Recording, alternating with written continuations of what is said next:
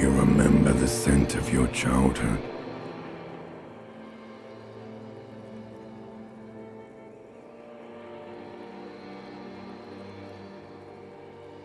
Do you remember your wife's hand on your face?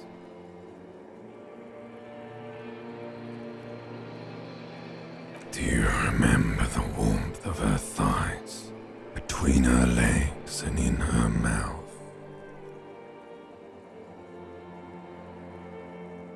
Oh no, funky baby, you stayed. It was the rest of it that left. Or you just stood there, with one hand on the bottle and the other on your dick, watching it go. Tell me, where are your friends? Human beings have friends, Harry boy. Where the hell are yours?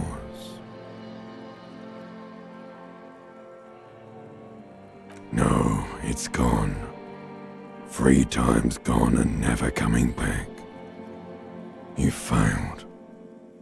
You failed me.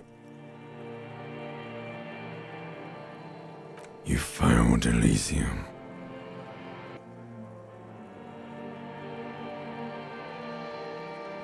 Everything. The Pale and the Islas. On the surface. The outer magnetosphere. Burning, furious truth. 8,000 years of written history. You really dropped the ball, Harry. 4.6 billion people. And you failed every single one of them. You really fucked up. No, you haven't. You're just sleep talking. And the act is wearing thin, too. The spots on the disco ball fade around you. You'll be back in those cold snakeskins in no time, sweating up the bed. Stinky boy.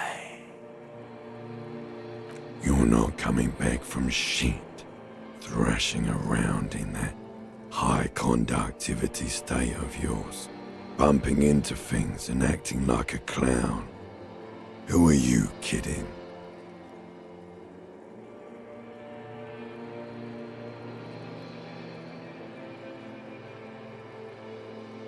You're trying to what? I can't hear you. This is just a word dream now.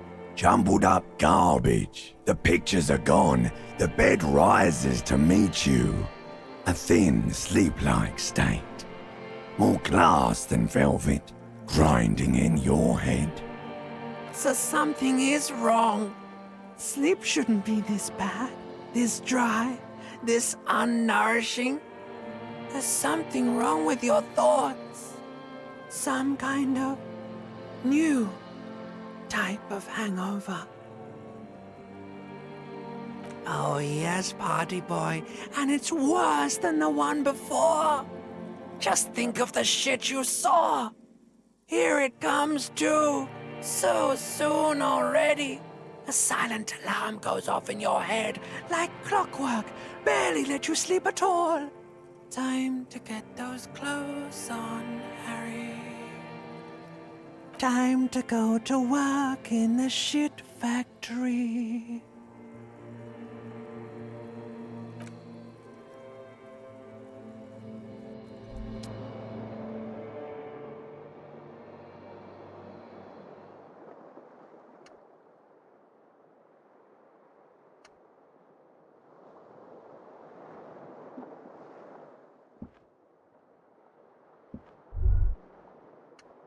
Good going, buddy.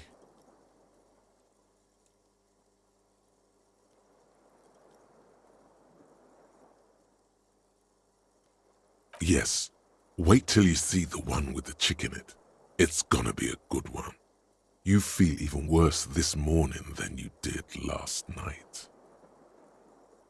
You mean, why are you so tired? Too tired and down to even think? It is worrying, isn't it? You can't be a detective like this. Detectives need to be able to think.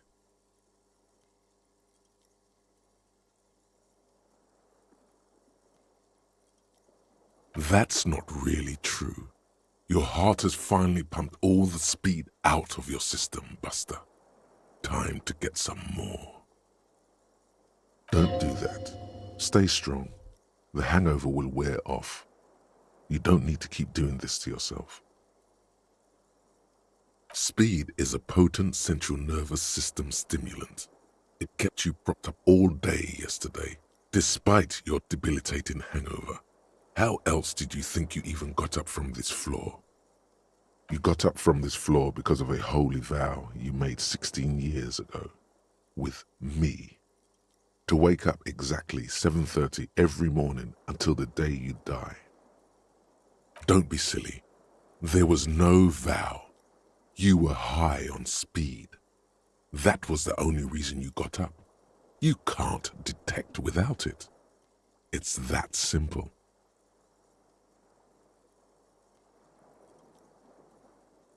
Are you sure? Ready to live as this pathetic shell of yourself for days? Basically, a week. Let's be honest, 2 weeks. Maybe 3. You won't make it. Half the town will be dead by then. You will be fired.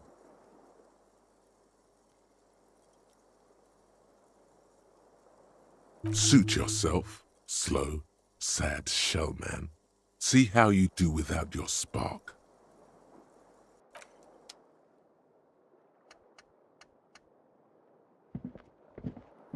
This fan has 2 chains, or has it been consigned there as punishment? You feel as though this creature is your friend.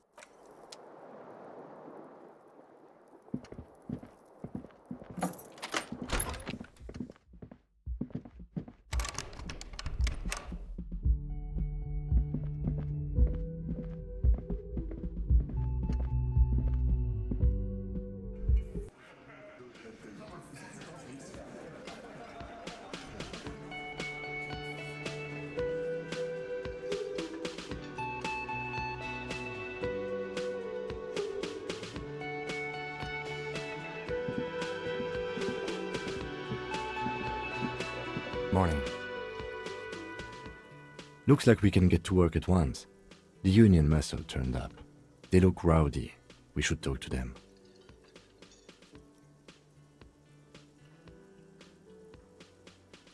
Everything points to the dock workers' union. The belt used for hanging him, tracks in the mud, the circumstances in Martinez, my preliminary information. Which may, of course, all be wrong. But we still need to talk to them. And it won't be easy. I mean ungovernable. Martinez isn't exactly enthusiastic about the RCM being here. They prefer to be policed by the union. These men here. Men who drink beer for breakfast? There's talk of an armed wing of the union called the Hardy Boys, who are responsible for state policing. I think it's them. I completely forgot. Sorry, I had a rough night's sleep. It's them by the looks of it. Loud and nasty, just like the manager said. One loose thread less to worry about, and one big problem to replace it. That would just escalate tensions. No captain would sign off on it. Solving one murder isn't worth a conflict between the RCM and the Debarders Union. In fact, even the death of 2 detectives might not warrant an all-out war. So let's keep a cool head, okay? He's not exaggerating about that mortal danger, just calmly factoring it in. Your fists clench and your pulse rises uncomfortably. One more thing before we do. We don't have to talk to them immediately. We can walk right past them, continue with our business. Good. A power move. Purposefully concentrate on something else first. They're in no hurry to leave. They think they own the place. Anyway, I leave that choice to you. Whatever you decide is fine by me. Just a moment. And there's no public phones nearby? The closest phone booth is down the coast. Sorry for the inconvenience, ma'am. It's fine, I understand. Thank you anyway. I'm glad to see you again, dear. The lady is distressed. Perhaps something more upbeat might cheer her up.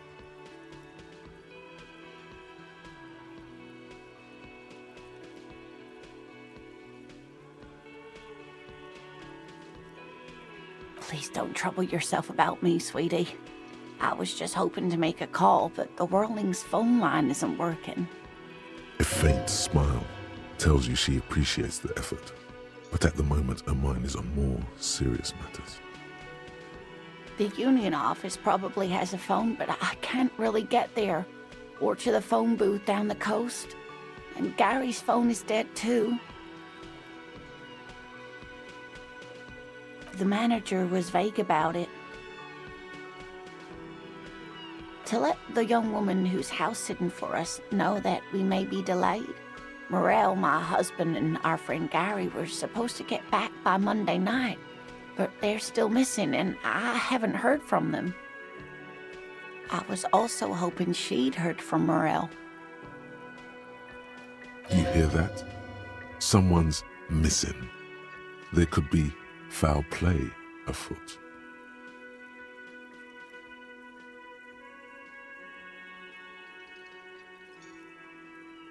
To redeem yourself before the hoods of law, now start asking questions like a real law enforcement official. Doing some good will alleviate the hangover. At least you're of use to someone. That's just it. This isn't like him at all. He always plans his expeditions so carefully. A cold breeze hisses through dense thickets of reeds. Something sweet in it, somnolent. A damp chill goes down your spine. When you look around, you're still in the whirling in rags. But you have more important things to worry about.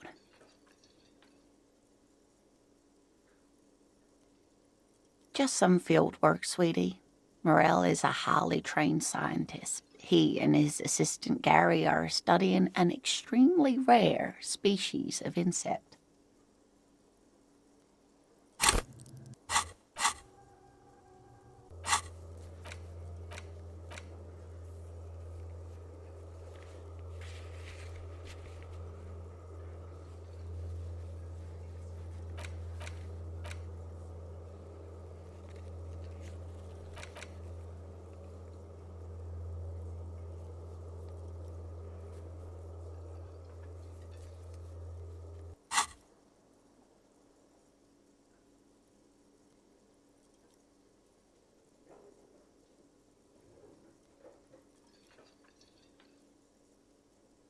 But they should have returned by now.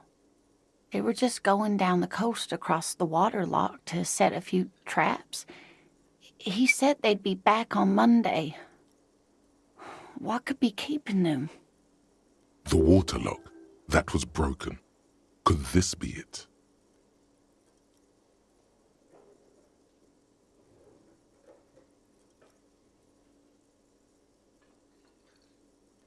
Oh, sweetie, it's nothing like that. Gary's as loyal as they come. I trust him with my husband's life any day. Oh my, what happened to the water lock?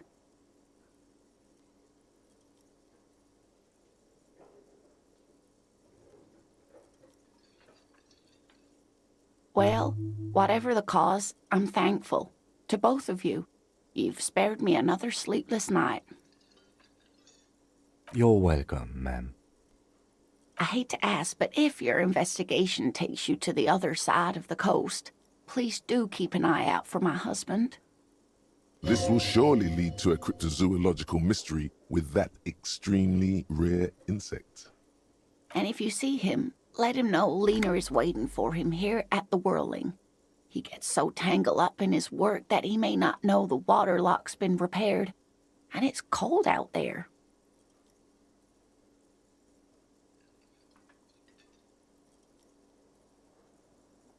Oh, you're such a dear. Thank you, sweetie. Oh, yes. a zoologist. A cryptozoologist, to be more precise. It's a pseudoscience that attempts to legitimize research into mythological beasts and urban legends. That's one opinion, yes. And people are entitled to their opinions. My apologies, ma'am. I did not mean to undermine your hobby. It's not a hobby, dear. It's a subfield of zoology, one specializing in animal species that are so exceedingly rare that many assume them to be extinct or even fictitious. Searching for such species called cryptids is difficult and often thankless, and frankly, many scientists are too lazy to do it. Universities these days are rarely interested in supporting real research. She's completely internalized her husband's struggles. They are her own.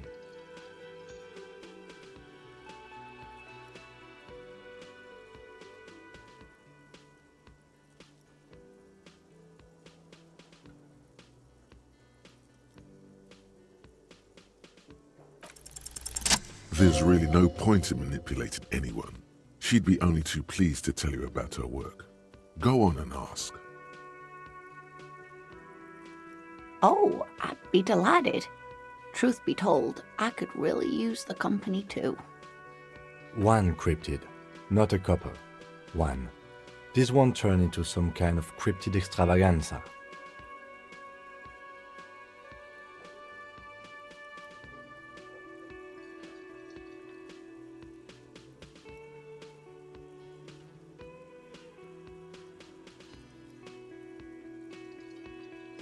He nods and assumes a waiting posture.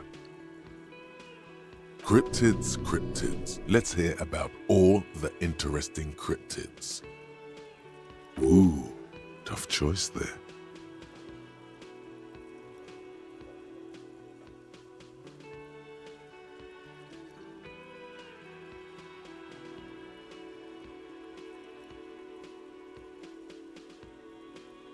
The gnome of Jeroma.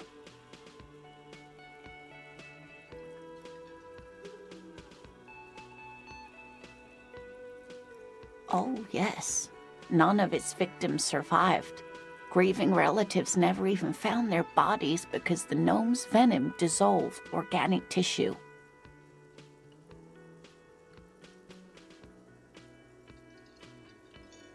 It was reportedly a small creature with webbed fingers and a protruding forehead and a gamely little thing.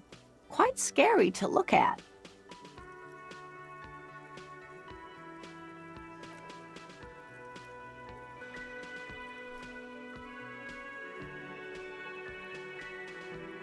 A couple of campers found it when it was already dying. They heard an odd wailing in the woods and followed the sound. They were scared and wrapped it in tarpaulin to suffocate it.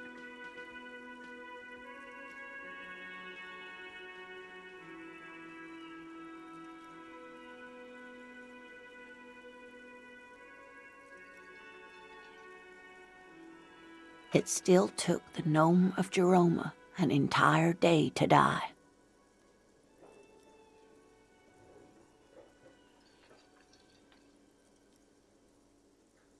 If the body of the creature was found, why aren't there detailed illustrations of it in science textbooks, confirming the existence of this very little species?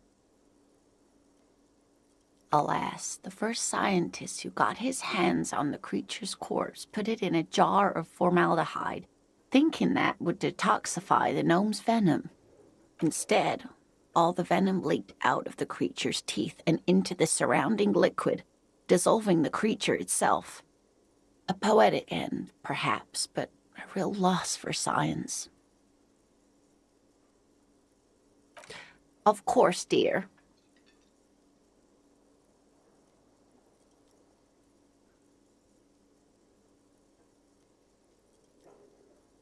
Oh dear, I'm not sure where to begin. Well, his expression is slightly grumpy, but his eyes are always bright and curious, like a small boy's. and his palms are quite coarse from all the field work, but he's quite gentle. It's always a challenge to describe the person you know best in the world.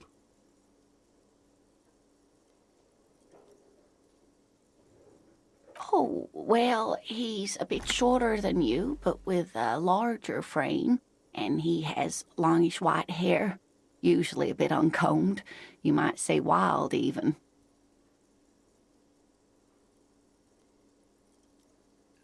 The lieutenant pulls out his notebook and begins jotting down the woman's description. One other thing, he'll likely have all kinds of field gear on him, even if he's not out in the reeds, you know, just in case. We'll be celebrating our 16th anniversary this autumn. Not the most numerically satisfying anniversary, but I like the less obvious milestones even more somehow. By a dating agency, I'm ashamed to say. I was looking to get back into the scene after recovering from my accident, and he'd just divorced.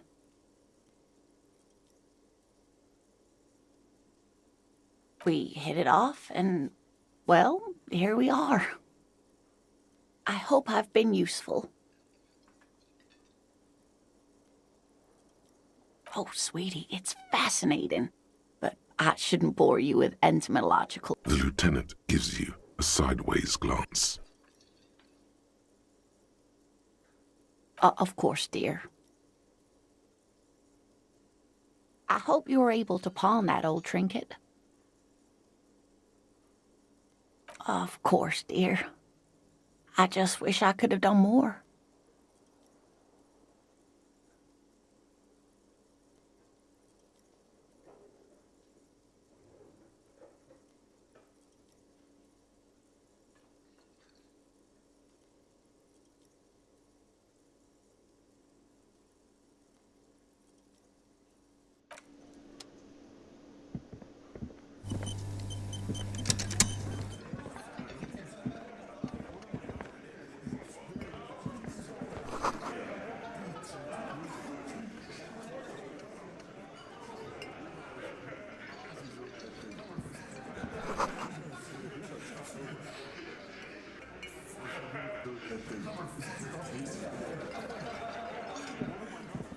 Over here.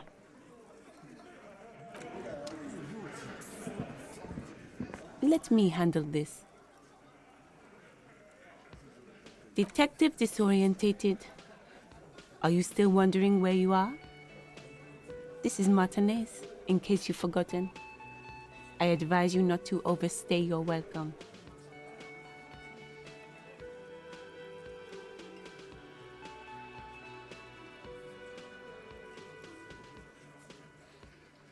That's right.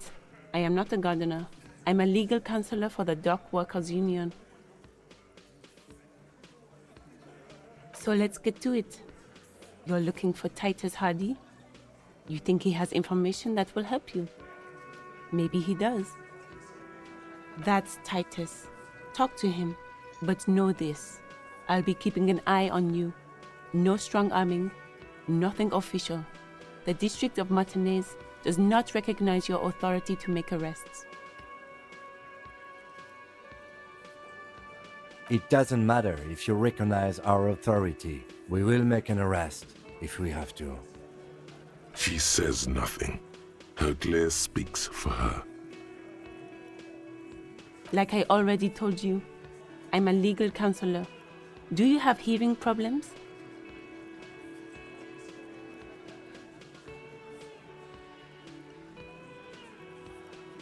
Aggressive? You make your living enforcing violence. These people are just dock workers. So you were spying on us, and now you represent murder suspects. Just dock workers. Listen, you moral intern lackeys. You're a mob, enforcing the unlawful privatization of Revachol. 20 fat men in the Occident are stealing it all, and you're their bodyguards. Fuck yeah. So ask what you came to ask, or get back to your commanders.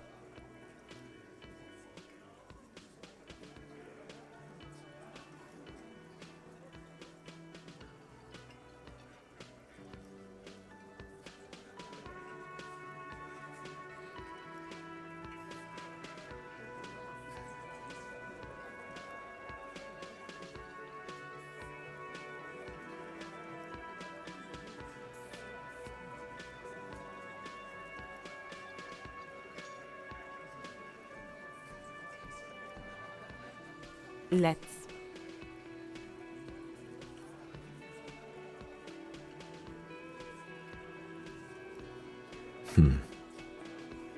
What are we going to do to you? Why did you say that? Did you forget you're a... The Union isn't going to do anything to you. It is not a crime.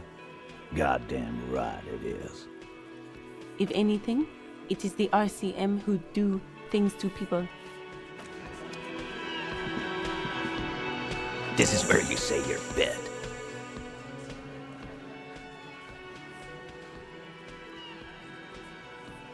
He's used to giving orders and having them obeyed immediately. You should not indulge him. Detective, Precinct 57's finest scans the room, leaving the speaking to you. He trusts you, maybe against his better judgment, but he does.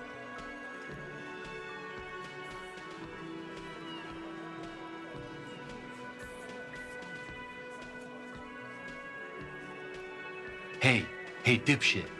You hard of hearing or something? The boss man's talking to you. What, is he fucking kidding? This guy high or something? Hey, asshole, up here. we're looking for Titus Hardy.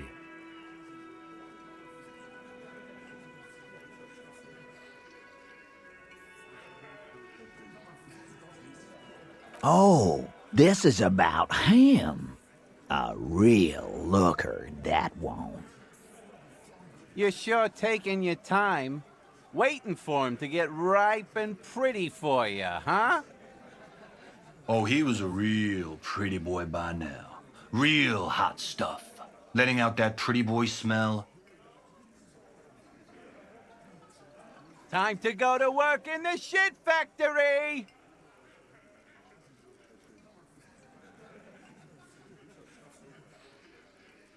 Easy, boys. These janitors have a hell of a job cut out for them. I mean, I wouldn't go in there for $1 million. You might want to start asking your questions now. It's not going to get better than this.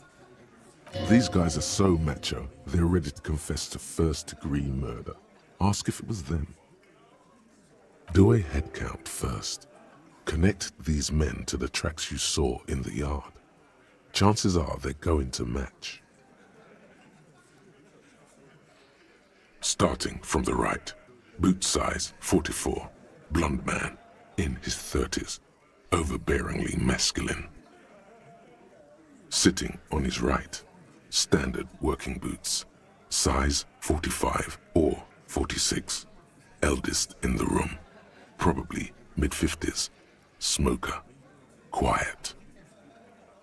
Across at the other table, hobnailed working boots, size 43, gang tattoos, Mesk or Sarah Mauritian, in his late 30s, early 40s. A symmetric burn on his neck, resembling the letters Loss Loss. Has he tried to burn it off? Leave that life behind?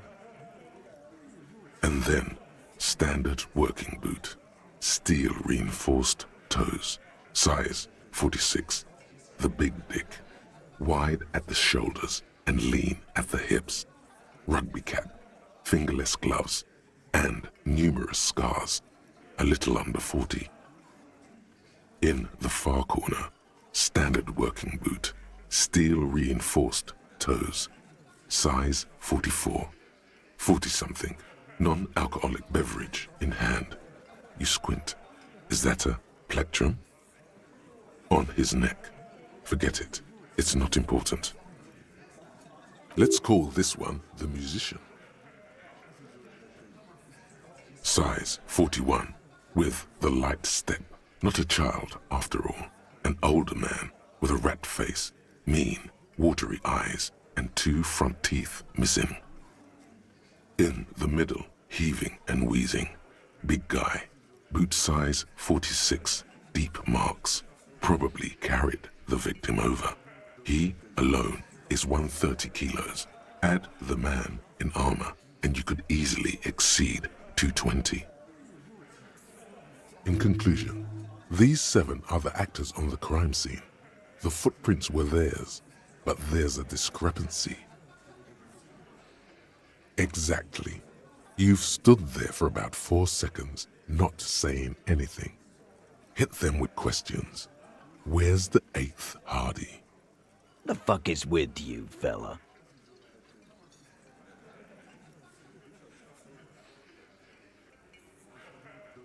What are you talking about, madman? There's no 8th Hardy boy. There's 7 of us and we're all here. Or what? You want to be the 8th Hardy boy? We ain't hiring. Actually, boss, we've been talking and we think she could maybe... This person Glenn wants to hire, he really respects her. Shut the fuck up, Glenn! I do the talking here. Now what the fuck do you want, cop?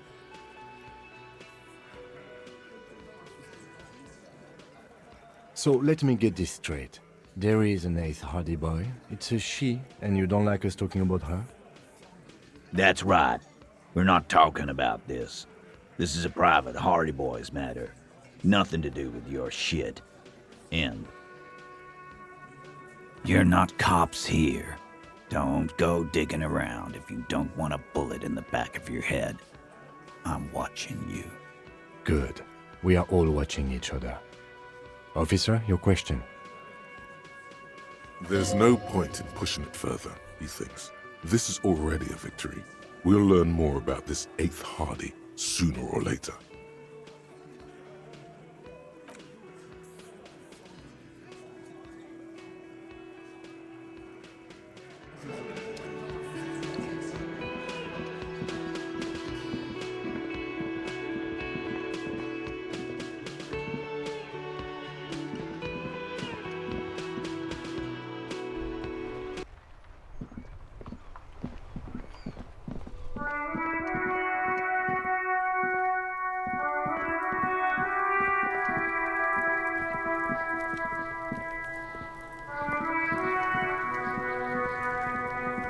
The trash container, the smell of rotten food rises to greet you.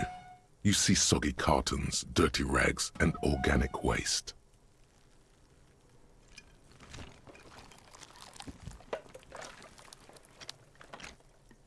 The container sounds a muffled gong.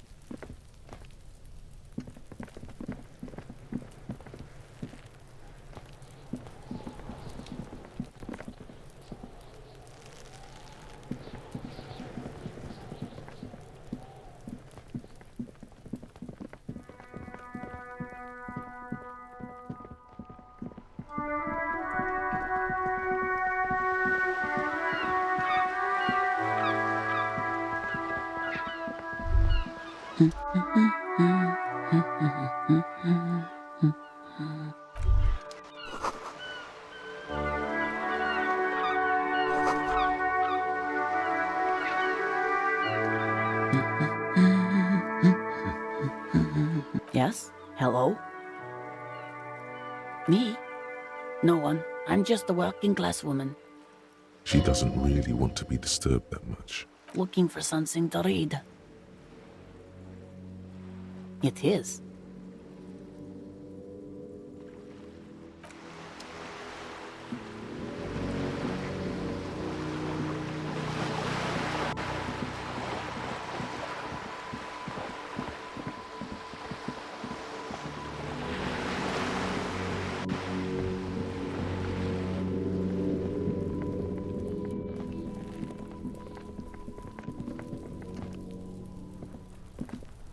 You see a young man on a balcony nursing a cigarette.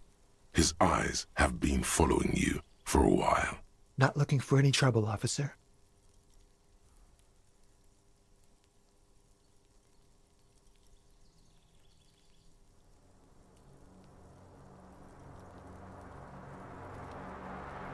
I don't want to be seen talking to the gendarmerie if that's okay.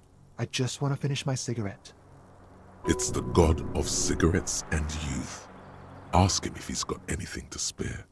Don't let him go. This could be your witness. The balcony has a great view of the whole thing.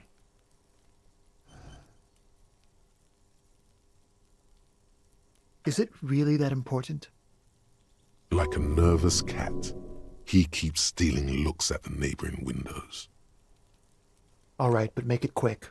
Once I finish this cigarette, I have to run. By God, this young man has the body of a decathlete. His lithe form was practically made for vaulting over the high bar.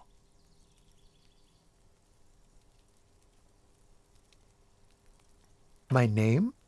My name is Martin Martinez. Martin Martinez?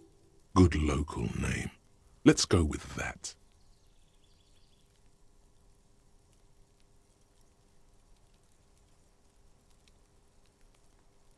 I'd even go so far as to say that the view is a little too good, my dear gendarme. Do you have an estimate of when the body will be taken away? We will remove the body as soon as possible. Now tell us, where were you last Sunday? Oh. You already asked me that, didn't you?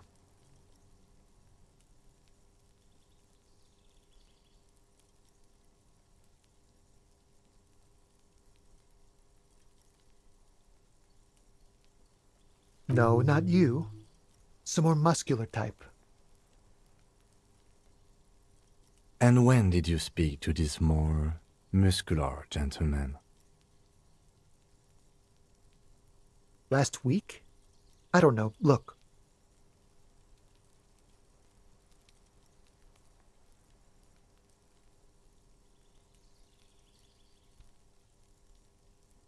You didn't answer the question. What were you doing last Sunday? I had a friend over. It was my Sunday friend. A Sunday friend? How intriguing. Makes sense. Friends are nice on Sunday. You don't have to work. You can just spend time with pals, watching rugby and drinking beer. He doesn't reply, gesturing no with his cigarette. Under the grey sky, snow continues to pile on the neighboring windowsills.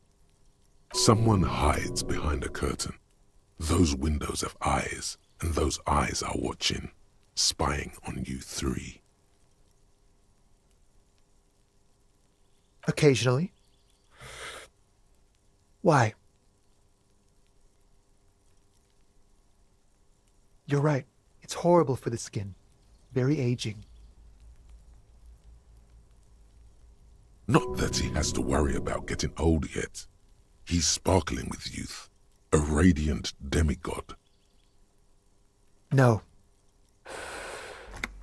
We won't. Now, if you'll excuse me, I really need to get going.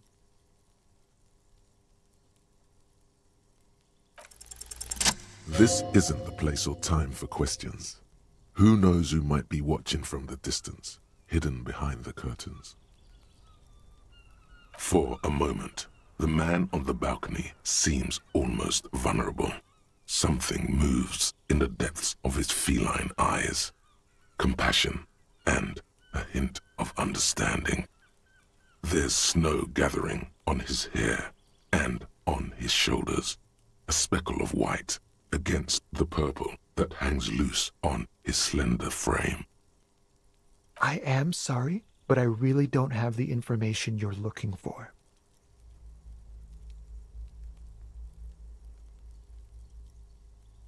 But, hold on, what's that? For a split second, his hand lingers, as though gesturing towards a stone placed right next to the front door. It's a sign. Good luck with the investigation.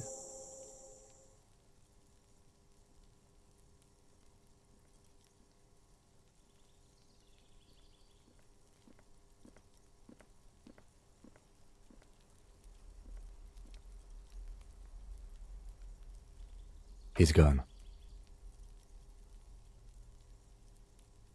No point in running.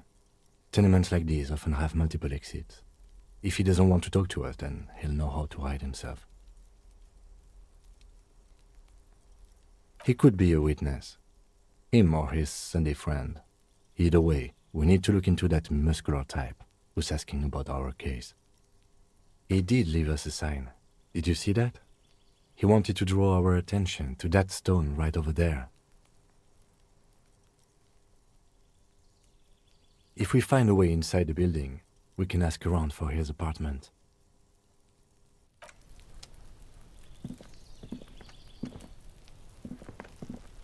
A stone, like any other, lying in a whirl of sleet and mud.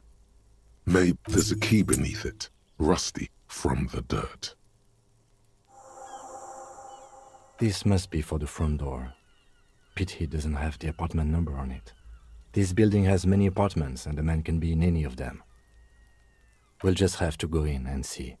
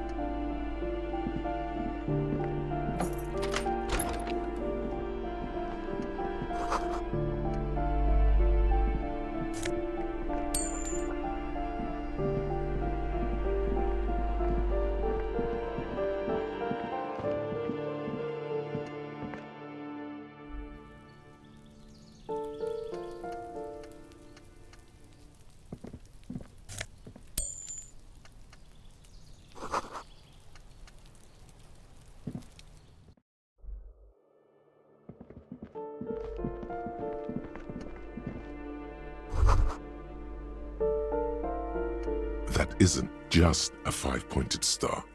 It's an inverted white pentagram cradled in a wreath of antlers, the iconography of communism, in other words. The star and antlers was developed in the 6th decade of the last century and quickly adopted by Mezov and the communards during the revolution. Even today, half a century after, the star and antlers retains the ability to evoke hope, disappointment, and fear in equal measure. To symbolize the toppling of the old order.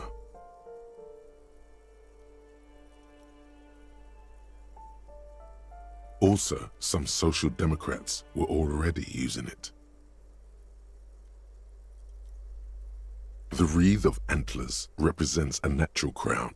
It was about building a society that could exist in accord with the natural world, and at the same time above it. Because white is the color of peace. Nothing at all yet. Right now, it's just meaningless shapes on a wall.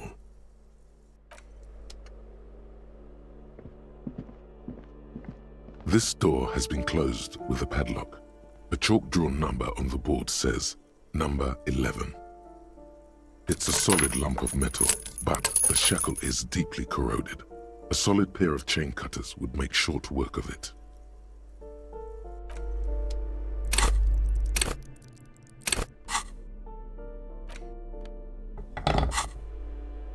This door has been closed with a padlock. A chalk-drawn number on the board says, number 11. What are you doing? You're trying to cut the body of the lock with the chain cutters, and it's really not working.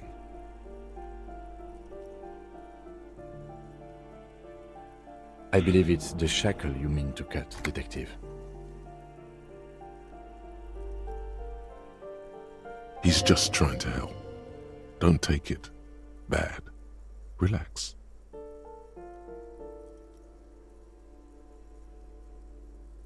Perhaps you should give it another go.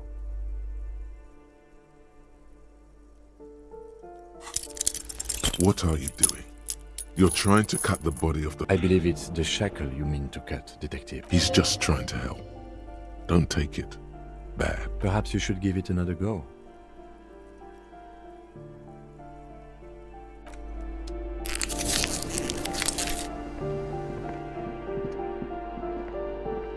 You hear someone walking around inside, rearranging the furniture. The number on the panel says 10. The walking stops abruptly, but no one comes to. You can feel tension on the other side. A poor communard, from the looks of it. The room is barely bigger than a closet. Do I have to open the door?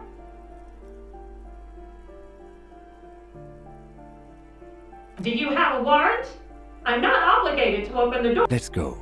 We don't have a reason to get inside that apartment. Later then, entering this door seems a physical challenge.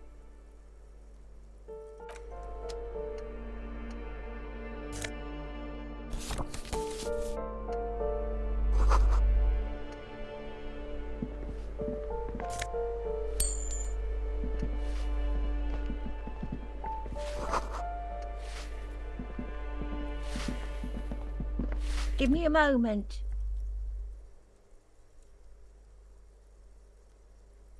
The cold never does any good for my bronchitis.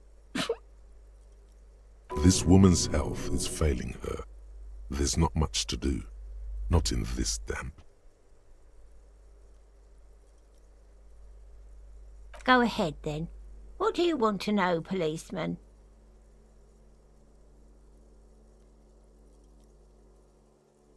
Ask away, policeman. People come and go. I don't keep an eye on everyone. No one lives there. It's been empty for months. Impossible. I would know if someone had moved in there. Maybe it's those countercultural people again, breaking into a house like it's a public space. You're a policeman. Be good and take a look, will you? Great. Young people. They're worse than rats. You know, always littering the hallways with trinkets and empty beer cans. Oh, that one is a scientist, a future scholar. I think he studies astrology at the community college.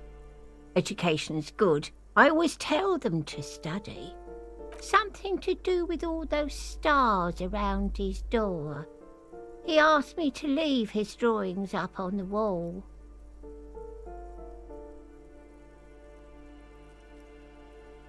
The symbol of what now?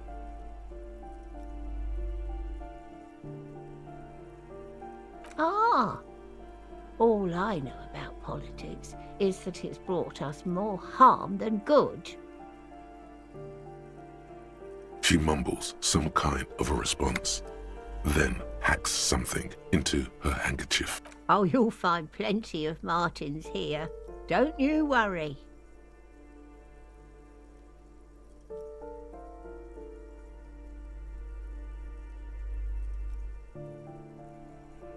Pea-brain, someone played a trick on you. Martinez is a name for anyone who comes from Martinez, like Tim Jamrock or Raoul Ravachol. Oops, you really didn't get the joke there. I thought it was obvious. Anyway, officer, we don't have the witness's name.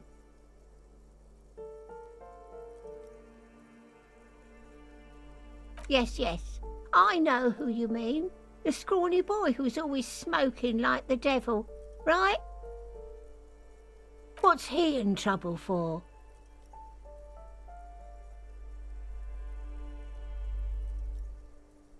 Talk?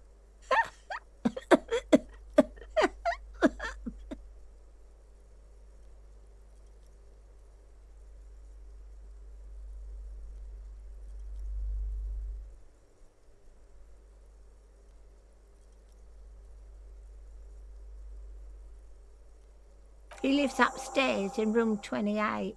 Go to the balcony. It's one of those doors there. He's usually home in the evening. Thank you. We should go check out his apartment on the balcony. See if he's home. I'm no one. Just an old woman, if you can call it living. I have a little room upstairs right next to the coal room. It's barely bigger than a closet, but I don't complain, no. I have my bed and my aching bones to keep me company, and that's... And all she gets, too. The coastal wind beats down hard on the coal room door outside. Splashes of waves make the balcony slippery.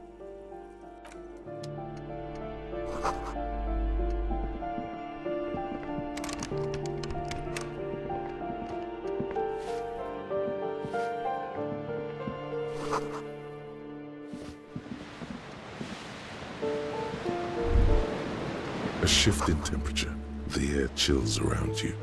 Dust settles on the stony floor. A former architect stands before a slice of window, a room plan in her hand. A cold wave has made the air in the building stand still and frozen, with temperatures falling down to minus 20 degrees Celsius. Is red from the cold. She's breathing on her fingers, clasping the plan. Traces of sadness are visible in her expression. Faint pencil lines on paper depict the same place, but a missing eastern wall connects the room with the neighboring apartment. Ideas for arranging the furniture have been jotted down. It's clean and empty, with new tapestry embellishing the walls.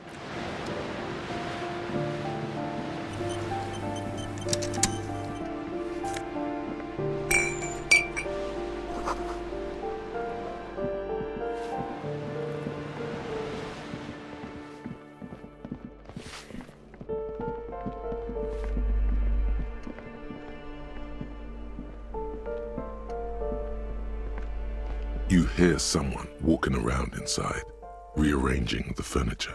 Excuse me? Of course not. There's no sweet talking your way in there. Be official.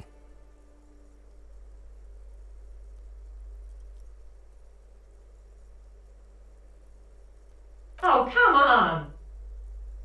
That was smart.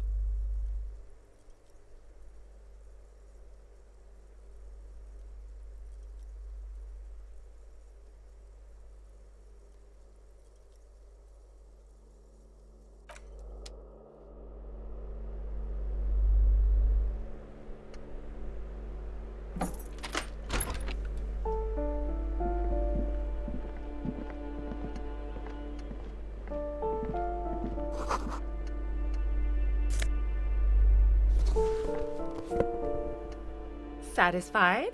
My name is Marielle Charpentier, and I'm an agent with Martinez Realty Associates. I am not breaking in, as I have every right to be here. The keys, see? Her voice is really cheerful, despite her obviously hating you. Do you want to see my ID as well? You can't legally ask for it, but why not? Want to see my residence permit too?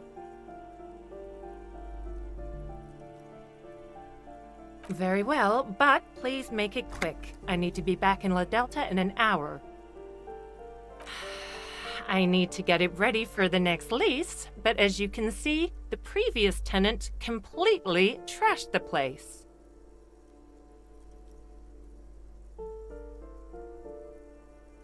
It was some kind of a moribund old man who used to be a business owner. You'd think they'd make rent. But that was months ago. Anyway, was there anything you wanted, or is that it? I'm in a hurry. Oh, that's another huge mess. The former tenant owes us 3 months of rent. 3. We closed the apartment and planned on auctioning off the valuables, but... And again, I have no idea how stupid mistakes like this can even happen. But Ron, when he came to close the door, didn't close the neighboring door. And there's a hole in the wall. So preppy. She's probably on some low-grade performance enhancers, like Preptide or Pericanine.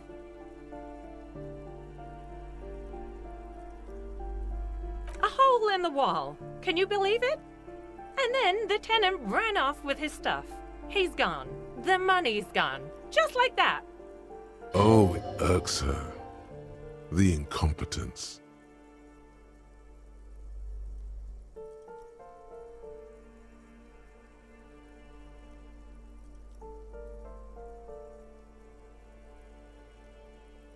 These apartments are perfectly fine. They have gorgeous architecture, a million... I'll tell you, Martinez has a future. In a few years, it's going to blossom with art. It's as if they're real wizards, able to resurrect dead real estate and breathe life into bank accounts.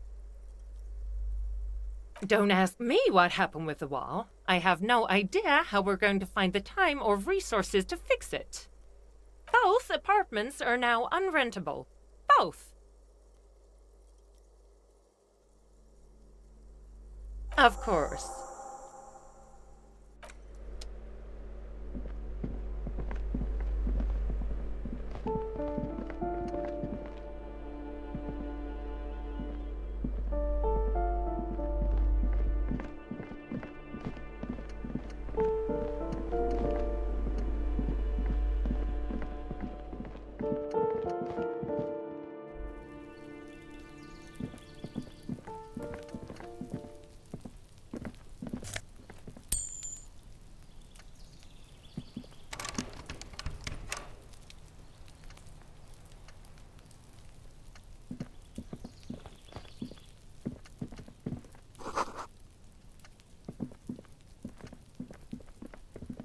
This door is made of metal and appears to be reinforced. Someone here really values their security. Number 28. This is where the cleaning lady said the smoker on the balcony lives. Let's see if anyone's home. Knock on the door. No one answers. Looks like the young man we are looking for isn't home. I think our best chance to catch him is in the evening. We should return tomorrow after we have finished with our day's work. How about 9 p.m.? Sound good?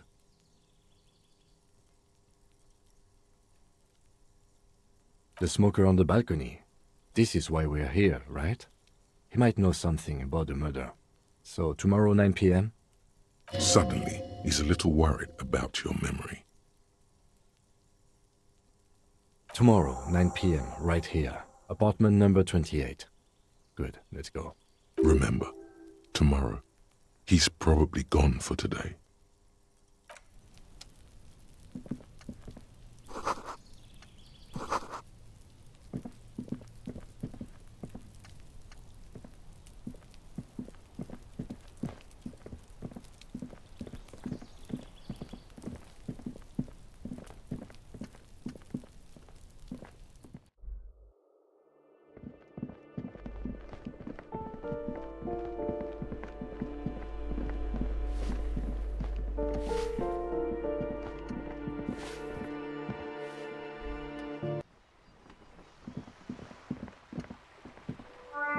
The streets will flow red once more, a great torrent rushing down Rue de... The streets will not flow red with anything. Who are you? I'm Cindy the fucking Skull. What else do you want to know? Date of birth, blood type, the last time I was tested for Hep C.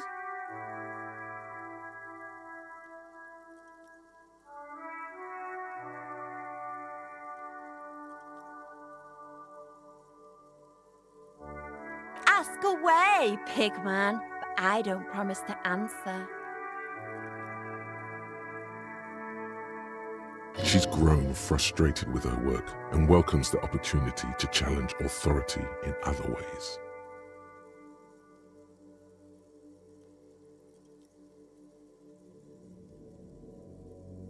lieutenant is desperately searching for another handkerchief.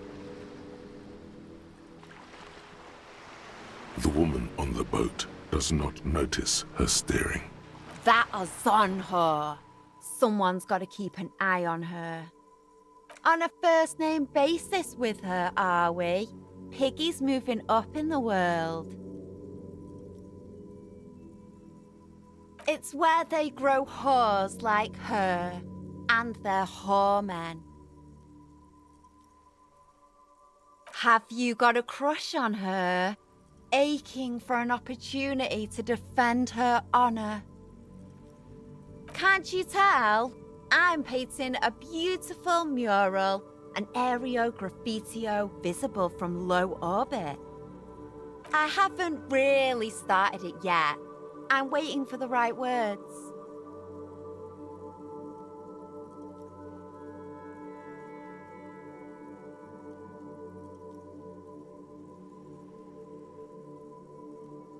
This place is severely lacking in havoc.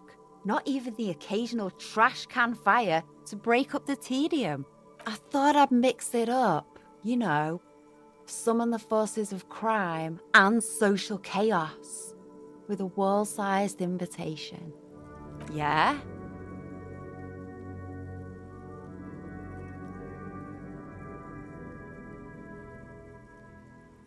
Thanks. I'm sure the inspiration will come to me now that I have an official RCM stamp of approval. You've lessened her desire to deface the building.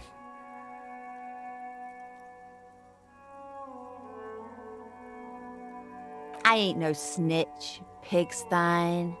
Go forth and forage in someone else's shit. No shortage of squealers in these parts. Actually, there is a shortage of people who talk to us in a normal, calm, informative manner. We weren't put on this earth to make your life pleasant, fucko. Watch your back, ungulate. You've got eyes on you.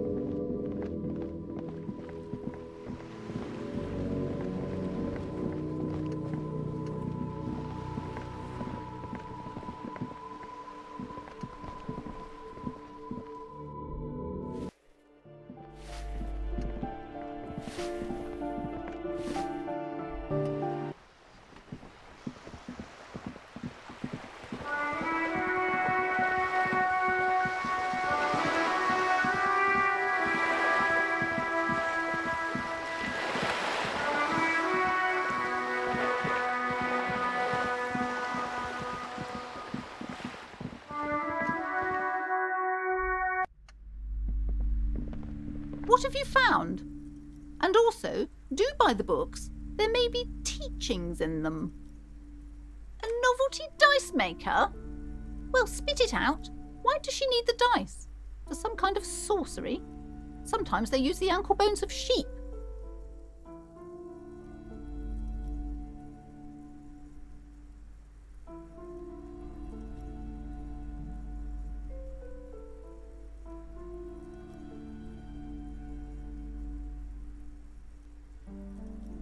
I don't understand. If it's not her, then where is the source of the doom? How did she explain the curse? Before you say anything, ask yourself, is the woman really able to withstand the truth? Just don't say you don't have any answer yet. The uncertainty is killing her.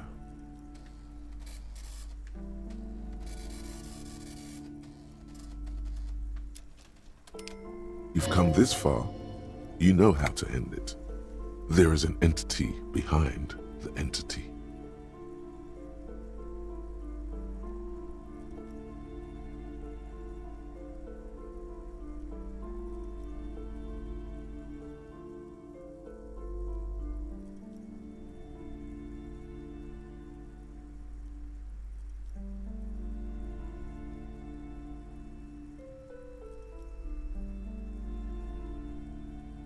You're telling me that you went in there and didn't find out anything about the curse?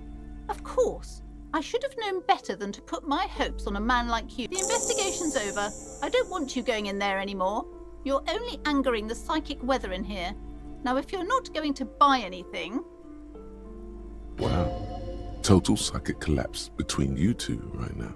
I am sorry we had to disappoint you, ma'am. Can we go now?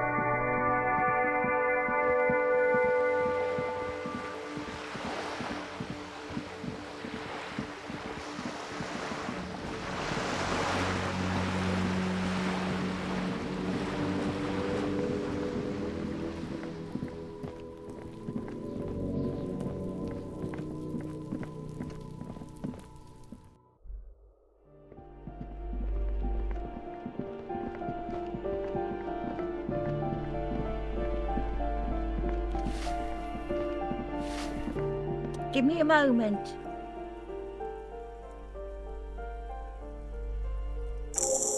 I see. I hope some good people are finally going to move in. This place needs them.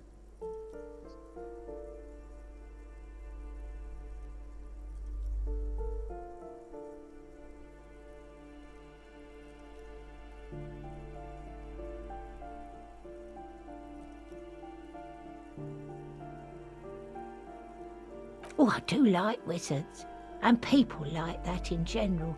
They have a lot to tell us about our fates. She means clairvoyance.